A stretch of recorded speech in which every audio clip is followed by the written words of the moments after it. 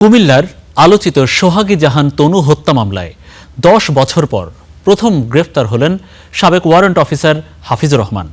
তার ৩ দিনের রিমান্ড মঞ্জুর করেছেন আদালত।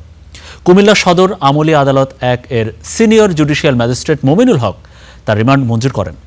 মামলার তদন্ত কর্মকর্তা তারিকুল ইসলাম জানিয়েছেন, হাফিজুর রহমানকে তার বাসভবন থেকে গ্রেফতার করা হয়েছে। পরে তাকে আদালতে তোলা হয়।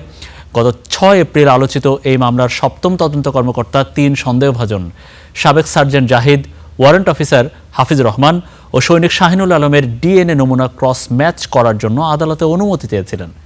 এখন পর্যন্ত ৮০টি শুনানির দিন নির্ধারণ করা হয়েছে। আমরা এই বিষয়ে জানবো সরাসরি বিস্তারিত কুমিল্লা থেকে আমাদের সহকর্মী আব্দুল্লাহ মারুফ, তিনি জানাবেন। মারুফ, একটু জানতে চাই যে আসলে এই মামলায় যাকে গ্রেফতার করা হয়েছে এবং তদন্ত কর্মকর্তাও আসলে আদালতে কি শুনানিতে কি বলেছেন, যে কতটুকু সম্পৃক্ত এবং আসলে এই ঘটনার পেছনে কি কি ছিল বা কি কি প্রকাশ পেল।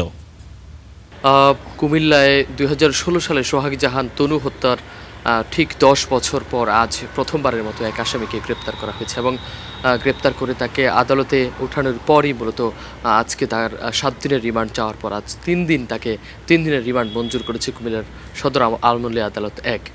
আমরা যেটি জেনেছি, কুমিল্লার এই যে তদন্ত কর্মকর্তা পুলিশ ব্যুরো অফ ইনভেস্টিগেশনের পিপিআইয়ের, তিনি আমাদেরকে জানিয়েছেন এই যে ঘটনাটি ঘটেছে ২০১৬ সালে, এরপর তদন্ত কর্মকর্তাদের বদলি হয়েছে, নানান তদন্ত হয়েছে এবং অনেকের ডিএনএ পরীক্ষা হয়েছে এখন পর্যন্ত।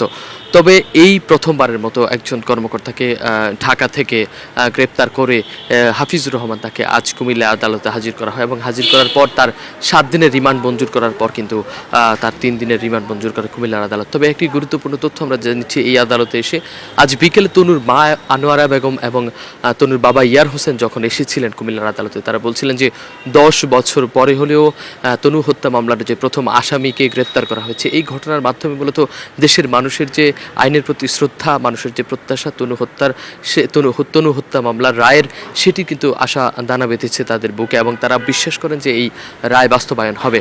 তবে আরও একটি গুরুত্বপূর্ণ বিষয় আমরা যদি জানিয়ে রাখি, কুমিল্লায় যে এই যে ২০১৬ সালে ঘটনাটি ঘটেছিল, এরপর কিন্তু সারা দেশ জুড়ে আলোচনা সৃষ্টি হয়েছিল। আজ এই ঘটনার পর কিন্তু গ্রেপ্তারের পর কিন্তু সামাজিক যোগাযোগ মাধ্যমে আমরা দেখছি যে আলোচনা চলছে। এই ছিল কুমিল্লা থেকে আমার কাছে তনু হত্যা মামলার রায়ের শেষ।